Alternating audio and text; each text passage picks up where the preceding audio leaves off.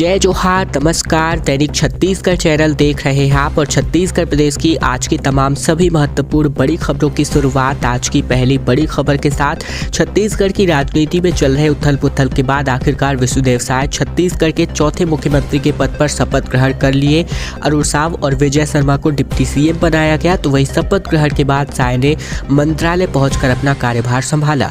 दरअसल रायपुर में इन्होंने हिंदी भाषा में सीएम पद की शपथ ली। विष्णुदेव साय आखिरकार छत्तीसगढ़ के चौथे मुख्यमंत्री बन चुके हैं। राज्यपाल विश्वभूषण हरिचंदन ने इन्हें मुख्यमंत्री पद की शपथ दिलाई। इसके बाद अरुण साव और साथ ही विजय शर्मा ने डिप्टी सीएम पद की शपथ ली। शपथ ग्रहण के बाद साय ने मंत्रालय पहुंचकर कार्यभार संभाला। साथ ही अरुण साव और विजय शर्मा भी इनके साथ मौजूद रहे। शपथ ग्रहण कार्यक्रम स्थल साइंस कॉलेज मैदान के मंच पर प्रधानमंत्री मोदी, गृह मंत्री अमित शाह, भाजपा के राष्ट्रीय अध्यक्ष जेपी नड्डा और यूपी के सीएम योगी आदित्यनाथ भी मौजूद थे। साथ ही कई राज्यों के मुख्यमंत्री का यहां पर मौजूदगी भी रहा। मोदी ने भूपेश बघेल से हाथ मिलाया। दरअसल शपथ ग्रहण समारोह में कांग्रेस की ओर से भूपेश बघेल और टीएस सिंहदेव भी मंच पर दिखे। भूपेश बघेल पहली पंक्ति में तो वही सिंहदेव दूसरी पंक्ति में बैठे थे। रमन सिंह भूपेश बघेल के बगल में ही बैठे थे, लेकिन दोनों के बीच कुछ चर्चा नहीं हुई। वहीं असम के मुख्यमंत्री हिमंत बिस्वा शर्मा ने हाथ मिलाते हुए भूपेश बघेल से हालचाल जाना। तकरीबन 40 मिनट तक शपथ ग्रहण समारोह चला, जिसके खत्म होते ही प्रधानमंत्री मोदी सबसे हाथ जोड़कर मिले। वहीं भूपेश बघेल के पास पहुंचकर हाथ मिलाया और कहा, क्या बघेल जी। वादे और गारंटी की चर्चा की तैयारी जोरों शोरों से हो रही है, जहां सीएम विष्णुदेव साय आज कैबिनेट की पहली बैठक लेने वाले हैं। कैबिनेट के विस्तार को लेकर भी बात कही गई है। शपथ ग्रहण के मुख्यमंत्री विष्णुदेव साय के बयान जो है अब सामने आने लगे हैं। शपथ के बाद जहां सीएम के रूप में शपथ इन्होंने ले लिया है, उप मुख्यमंत्री के रूप में अरुण साव और विजय शर्मा ने शपथ लिया। साथ ही प्रधानमंत्री मोदी, अमित शाह, जेपी नड्डा ने पधारे। सौभाग्य था, सभी को आभार व्यक्त करना चाहेंगे। हजारों की संख्या में जनता भी आई और बीजेपी पर बड़ा विश्वास कर जीत दिलाई। पहले दिन विधिवत पूजा अर्चना कर काम शुरू किए हैं। ये सभी बातें मीडिया से चर्चा के दौरान विष्णुदेव साय ने कहा। साथ ही साय ने आगे कहा कि कैबिनेट के विस्तार को लेकर इंतजार करिए। आज कैबिनेट की पहली बैठक होगी, जिसमें प्रमुख विषयों पर चर्चा होगी। मोदी की गारंटी और घोषणा पत्र में किए गए वादों पर भी चर्चा होगी। कई योजनाओं पर निर्णय लिया जाएगा, तो वहीं अभी सेक्रेटरी के साथ परिचारात्मक चर्चा भी होगी। फिलहाल ये सभी तमाम जानकारी मीडिया से चर्चा के दौरान इन्होंने बीते दिन दी थी। मल्लिकार्जुन खड़गे छत्तीसगढ़ के नेता प्रतिपक्ष का फैसला जल्द ही करने वाले हैं, जहां विधायक दल की बैठक में प्रस्ताव पारित हो चुका है। जवाबी लेटर में बृहस्पति सिंह ने कहा है कि सिंहदेव और शैलजा हार के जिम्मेदार है। दरअसल छत्तीसगढ़ में नेता प्रतिपक्ष का फैसला कांग्रेस के राष्ट्रीय अध्यक्ष मल्लिकार्जुन खड़गे करेंगे। कांग्रेस के विधायक दल की बैठक में ये प्रस्ताव पारित किया गया है। भूपेश बघेल ने इसका प्रस्ताव रखा, जिसका समर्थन चरणदास महंत ने किया। बैठक में पार्टी की प्रदेश प्रभारी कुमारी शैलजा, ऑब्जर्वर अजय माकन समेत तमाम बड़े नेता मौजूद रहे। इसी के साथ ही ऑब्जर्वर अजय माकन ने कहा कि सभी विधायकों से चर्चा हुई। सर्वसम्मति से ये फैसला किया गया है कि नेता प्रतिपक्ष का नाम कांग्रेस के राष्ट्रीय अध्यक्ष मल्लिकार्जुन खड़गे तय करेंगे। हम दिल्ली में उन्हें अपनी रिपोर्ट सौंपेंगे। दूसरी तरफ बैठक से पहले पूर्व विधायक बृहस्पति सिंह का एक लेटर भी सामने आया है, जिसमें उन्होंने हार के लिए टीएस सिंहदेव को जिम्मेदार ठहराया है।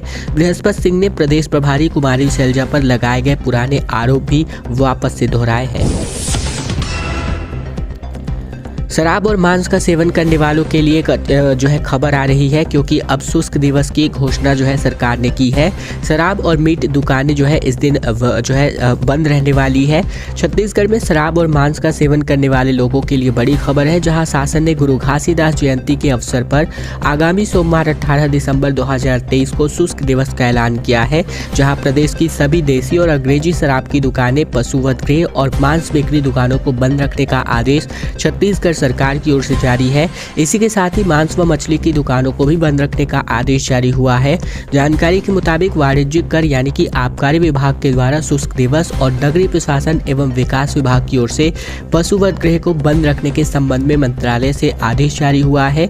आबकारी अधिनियम 1915 एवं उसके अधीन बनाए गए छत्तीसगढ़ आबकारी जो है व्यवस्थापना नियम के अंतर्गत शासन द्वारा ये निर्देश जारी किया गया है। अक्षत कलश के साथ भव्य शोभा यात्रा निकाली गई, जहां पुष्प वर्षा के साथ जो है जगह जगह नगर वासियों ने इस रैली का भव्य स्वागत किया। बात हो रही है छत्तीसगढ़ के सीतापुर के, जहां पर श्री राम मंदिर निर्माण स्थल अयोध्या से आए अक्षत कलश का नगर में भव्य स्वागत किया गया। इस अवसर पर राम, सीता, लखन एवं हनुमान जी की झांकी भी निकाली गई। जगह जगह पर ढोल और नगाड़ों के माध्यम से साथ ही आतिशबाजी के साथ आदर्श नगर स्थित मां दुर्गा मंदिर से निकली इस भव्य शोभा यात्रा का जगह जगह नगर वासियों ने पुष्प वर्षा के साथ स्वागत किया। शोभा यात्रा के दौरान भक्ति गीतों पर नाचते गाते भक्तों द्वारा श्री राम के जय घोष से पूरा नगर का माहौल राममय हो उठा। दुर्गा मंदिर में निकली गई रैली नगर के विभिन्न चौक चौराहों से होते हुए महामाया मंदिर तक पहुंची, जहां रामलला की झांकी की आरती उतारने के बाद शोभा यात्रा का समापन किया गया। छत्तीसगढ़ मंत्रिमंडल का विस्तार आज संभव, जहां तय लिस्ट में फेरबदल हो सकता है। प्रधानमंत्री मोदी ने बंद लिफाफे में नए मंत्रियों के नाम हालांकि सौंप दिए हैं।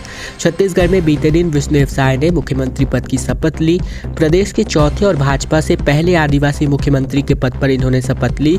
साइंस कॉलेज परिसर में हुए समारोह में इनके साथ डिप्टी सीएम के रूप में अरुण साव और विजय शर्मा ने भी अपने पद की शपथ ली। इस दौरान प्रधानमंत्री मोदी, गृह मंत्री अमित शाह और कई केंद्रीय मंत्री साथ ही मुख्यमंत्री मौजूद रहे।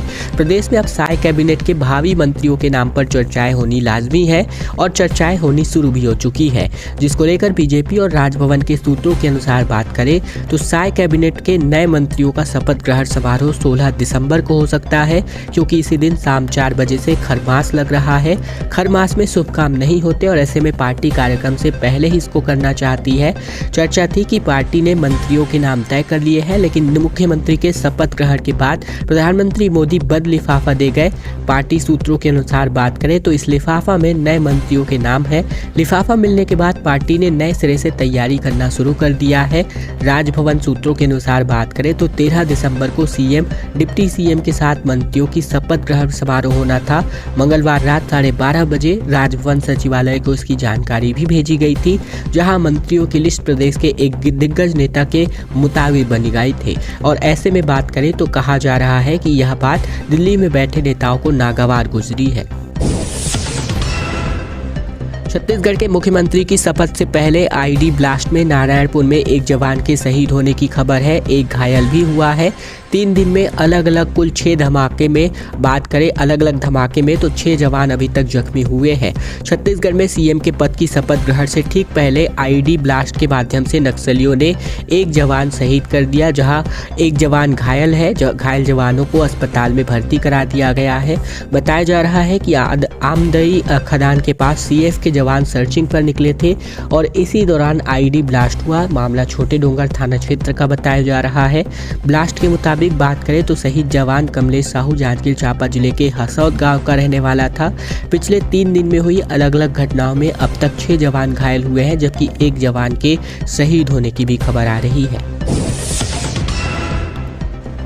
महादेव बेटिंग ऐप का मालिक रवि उप्पल यूएई से गिरफ्तार किया गया है। जल्दी भारत लाने की तैयारी हो रही है। जहां अब बात करें मनी लॉन्ड्रिंग के केस में ईडी इस पर जांच कर रही है। महादेव ऑनलाइन बेटिंग ऐप के सह संस्थापक रवि उप्पल को संयुक्त अरब अमीरात यानी कि यूएई से गिरफ्तार कर लिया गया है, जहां पर रवि भारत वांटेड है। और ऐसे में भारतीय एजेंसियों की मुताबिक बात करें तो यूएई के अधिकारियों के संपर्क में थे। रवि को जल्दी भारत प्रत्यार्पण के तौर पर लाया जा सकता है।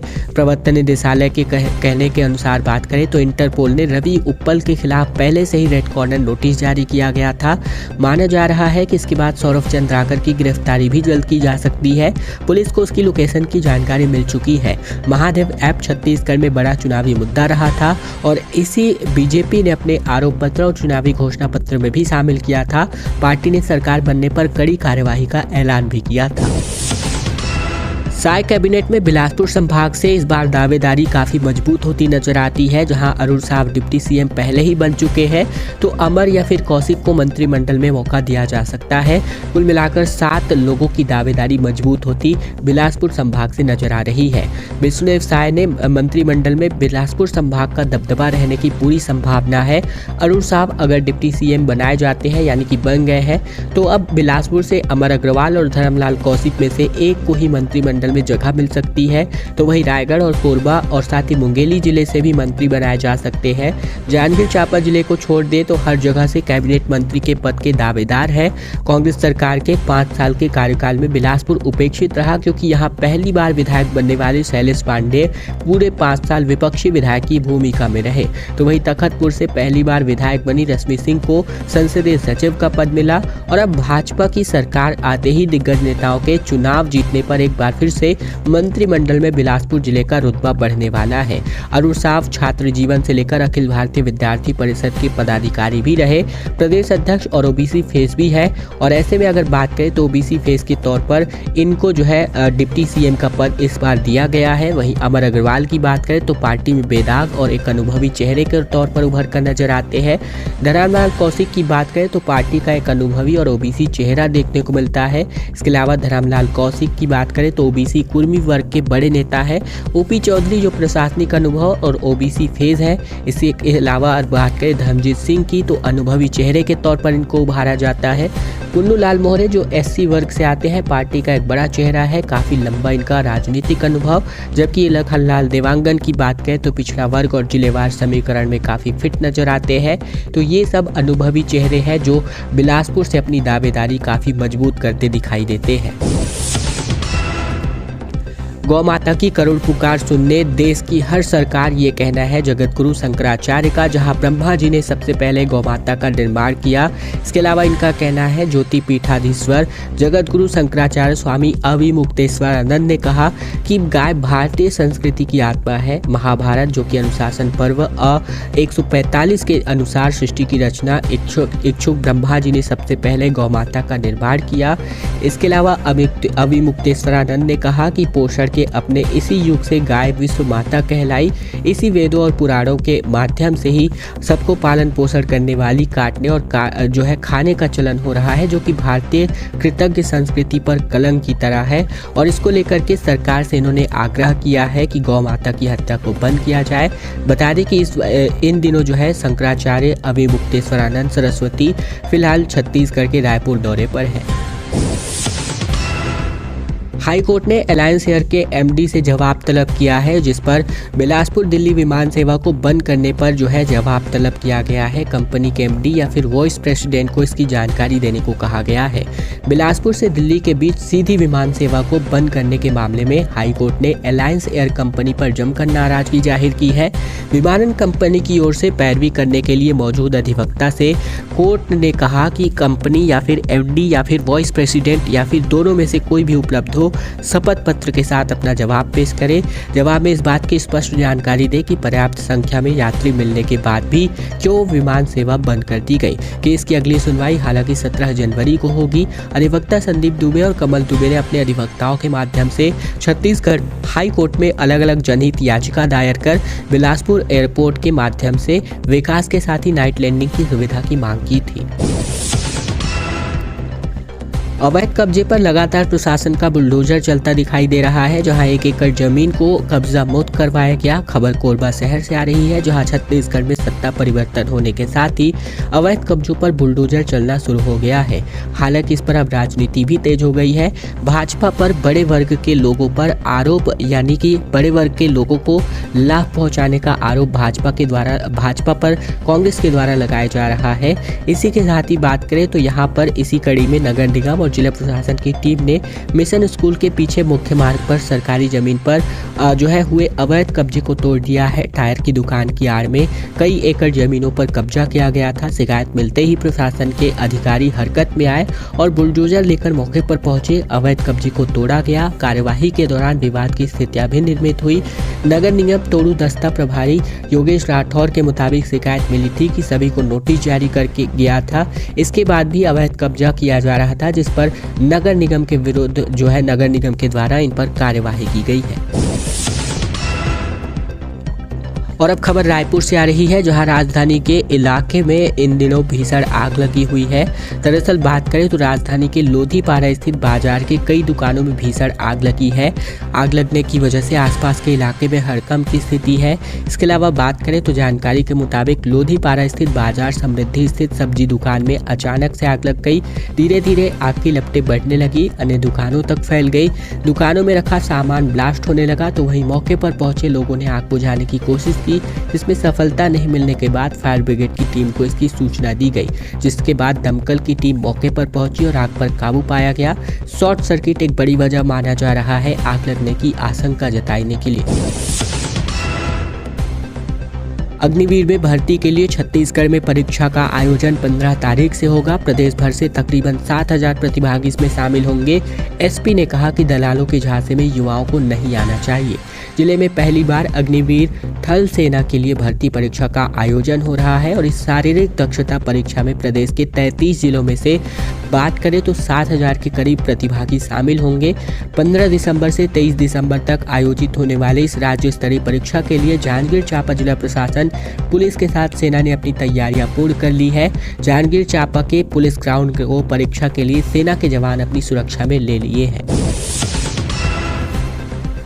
छत्तीसगढ़ के विधानसभा चुनाव के बाद अब लोकसभा चुनाव की तैयारियां छत्तीसगढ़ में शुरू हो चुकी है। मुख्य निर्वाचन पदाधिकारी ने बैठक लिया और निर्देश भी जारी कर दिया है। छत्तीसगढ़ में विधानसभा चुनाव खत्म होने के बाद अब निर्वाचन अधिकारी ने 2024 में होने वाले लोकसभा चुनाव की तैयारियों के लिए एक बैठक बुलाई, जिसको लेकर छत्तीसगढ़ मुख्य निर्वाचन पदाधिकारी रीना बाबा साहेब कंगाले ने वीडियो कॉन्फ्रेंसिंग के जरिए छत्तीसगढ़ प्रदेश के सभी जिला निर्वाचन अधिकारियों की बैठक ली और साथ ही निर्देश जारी किए गए। छत्तीसगढ़ के निर्वाचन पदाधिकारी ने वीडियो कॉन्फ्रेंसिंग के जरिए जिला निर्वाचन अधिकारियों, निर्वाचक रजिस्ट्रीकरण अधिकारियों सहित सहायक निर्वाचक रजिस्ट्रीकरण अधिकारियों की संयुक्त बैठक ली और इस दौरान लोकसभा चुनाव 2024 को देखते हुए 1 जनवरी 2024 के अनुरूप फोटो युक्त निर्वाचक नामावली के दूसरे विशेष संक्षिप्त पुनरीक्षण का काम क्रमबद्ध रूप से संचालित किए जाने का निर्देश जारी किया गया।